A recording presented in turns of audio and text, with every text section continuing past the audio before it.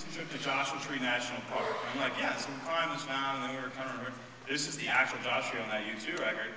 And then we kind of went around this bend, and then we were naked, and then we went up to this rock. And you're kind of going, pardon me? Yeah, we were naked, right? So it should strike you when you read the text as odd. It's okay.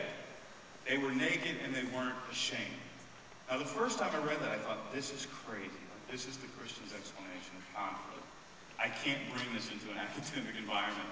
And as you go, well, what we believe is that man walked around without any clothes on, you know?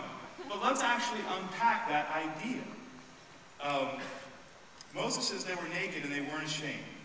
That is the last verse in 2. He has summarized paradise. The main thing that you need to know about paradise is people could walk around naked and not really know that they were naked. They didn't have the kind of self-awareness. In order to walk around naked and not be self-aware, this is fascinating to me. Certain ideas have to be true. I mean, what would it take to get you to walk around naked and not be aware? A lot of alcohol, drugs, music, right? It's not natural. And even in cultures where they walk around completely naked, they'll have a rope around their waist, and when they untie this rope, they'll feel shame. So it's a figurative thing. And if it weren't for the fall, I don't think that we would be wearing clothes in the way that we're wearing clothes. We're the only species on the planet that wears clothes. We're it. It should strike us as a little bit odd, right? We're just so used to it that we're like, that's not odd, but you're just used to it. We're the only species. I was walking through Laurelhurst Park the other day, and there was a little poodle with a pink sweater on, about tapping her head. You know, like some poodle somewhere ate an apple and kind of did this. With a sweater on. Poodle was upside down. Actually, spent a good 2 days mapping out the fall of man through a metaphorical dog story, and I realized it was the dumbest thing you could ever spend time on. What would it take? Okay, well, let's just map it out. One, and I've thought about this before, so I'm just going to give it to you. One, it would have to be true that your identity and affirmation come from outside of yourself. That would have to be true. Do you understand?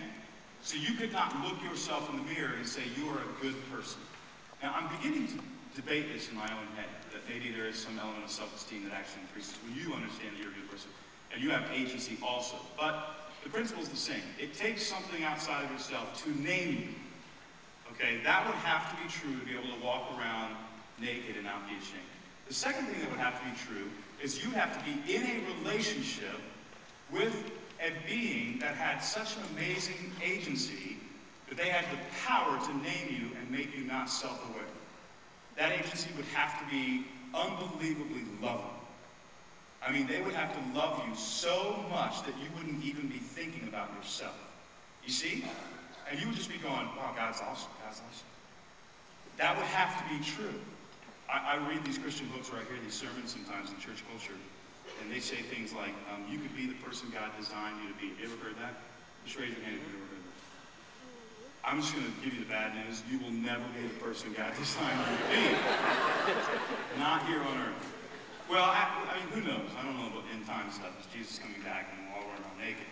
But if you were the person God designed you to be, you would walk around naked and not be ashamed.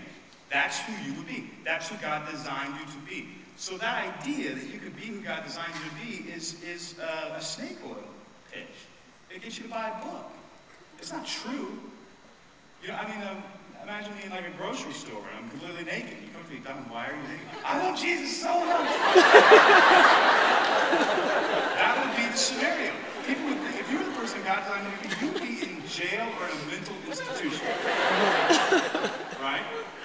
Because the fall happened. The fall happened. And it wasn't reversed.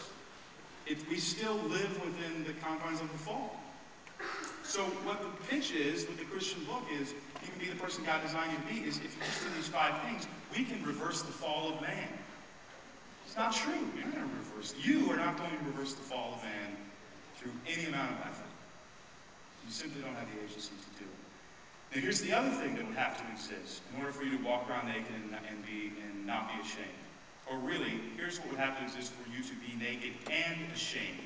There would have to be a consequence for not being in relationship with this being. You would have to intuitively know, as soon as that relationship was broken, that you were going to pay for this.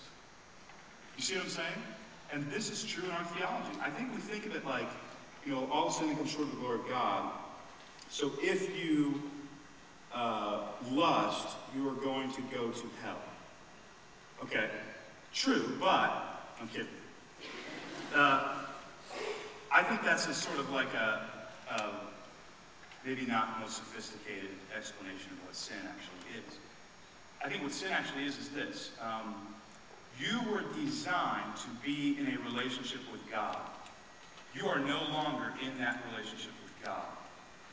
And because you were designed to be in a relationship with God, you are going to die, and you know it. I think that's what sin nature actually is. It would be like saying a flower is designed to be in a relationship with the sun. Without the influence of the sun, the flower will die. You see what I'm saying? So it's not like this big judgment thing. It's just a matter of this is who you were by design. Okay.